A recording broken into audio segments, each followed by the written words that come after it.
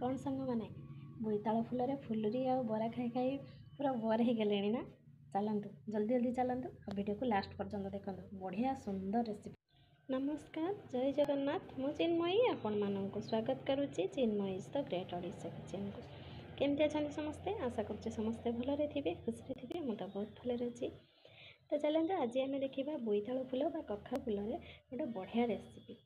तो बोईताल full कखारु full को आम केमती भाव में परिष्कार करवा केमती कौन काटा चलते देखा। देखो तार डेम्फ को प्रथम काटिनेली।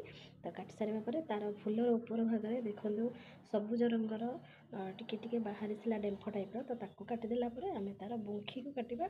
तो बुंखी को काटि सारापर भितर गोटे हलदिया पार्ट थाए से जिनटा को आम बाहर करदे से आम आमर रोसई रे ऐड करवानी। तो ताको काढ़ीदेला मु बोईताल फुल को भल भाव छोट छोट कर काटिनेली आ तार जो बुंखीटा सेटा को भी आम काटिना आपको फोपाड़ी बहुत ही बढ़िया लगे।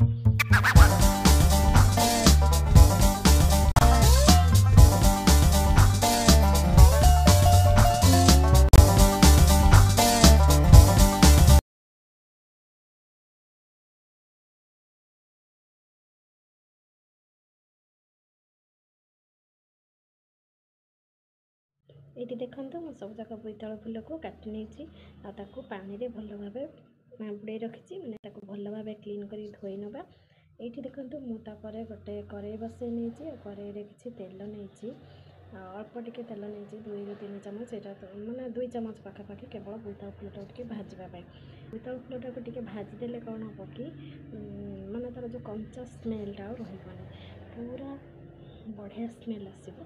आईठी देखो मैं पूरा अधा चामच लुण नहीं आधा चामच हलदी गुंड नहीं कि मुझे देखो गोटे लुहा कड़े भाजी कहीं बोईताल फुलटा तो बहुत नरम ना तेणु जदि सिल्वर कि स्टील कड़े नेबी तो लगी जीवार संभावना थिला से लुहा कड़े नहीं।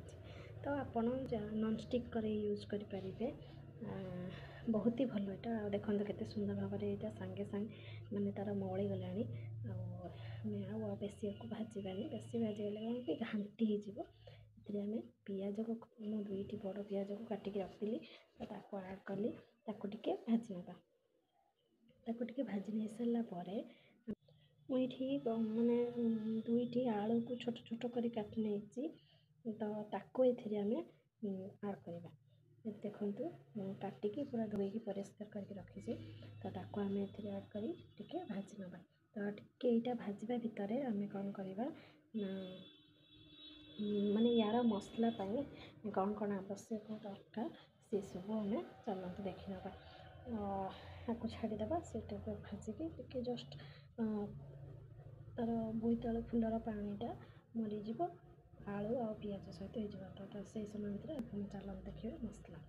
ये देखो मसला मुझे गोटे फाड़ पिज को काटी बड़ बड़ साइज आ जीरा हाफ चामच नहीं कला सोरिष धला सोरिष पोस्त 2टी पाचिला लंका आ रसुण 5 ରୁ 6 कला।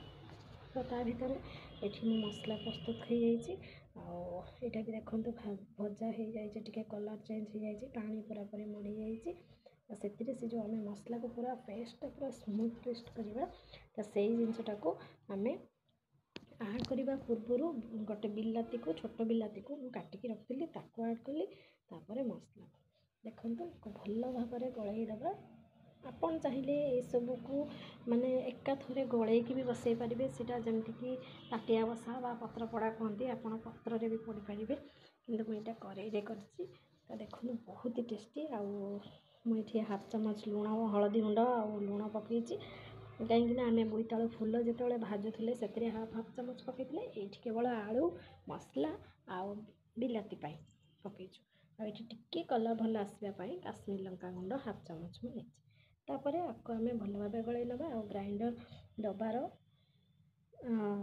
डबा को टिके धोईकी टिके पानी दे नहीं घड़ना घड़ाई 5 मिनिट पर्यंत छाड़ीदे सीझापी।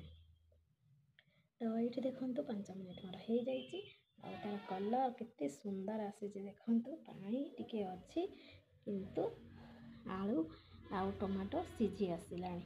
तो ये देखो मुझे देखी नौ तो सीझी गलानी। तो आपको अल्प टिके पानी ମାରିଦେବା। ଏମିତି ବି ରହିଲେ ଆପଣ ଖାଇପାରିବେ, କିଛି ଅସୁବିଧା ନାହିଁ। ଆଉ ଆପଣ ଏଇଟାକୁ ପଖାଳ ଭାତ ସହିତ ତ ୱାଓ ପୁରା ମସ୍ତ, ପୁରା ଛତୁ ଠାରୁ ଆହୁରି ବି ଭଲ ଲାଗେ ଏଇଟା। ଆଉ ଆପଣ ଯଦି ଭାତ ଲଞ୍ଚରେ ଭାତ ସହିତ ଖାଇପାରିବେ, କିଛି ଅସୁବିଧା ନାହିଁ, ରୁଟିରେ ମଧ୍ୟ ଖାଇପାରିବେ। ନିଶ୍ଚୟ ଥରେ ବନେଇ ଖାଆନ୍ତୁ ନା, ତାପରେ ମୋତେ କମେଣ୍ଟରେ ଜଣାଇବେ କେମିତି ଲାଗିଲା। ଯଦି ଆପଣମାନଙ୍କ ରେସିପି ଭଲ ଲାଗିଥାଏ ତାହେଲେ ଲାଇକ୍ ଆଉ ସେୟାର କରିବାକୁ ଜମା ଭୁଲିବେନି। ତ ଆଜି ପାଇଁ ରହୁଛି, ନମସ୍କାର।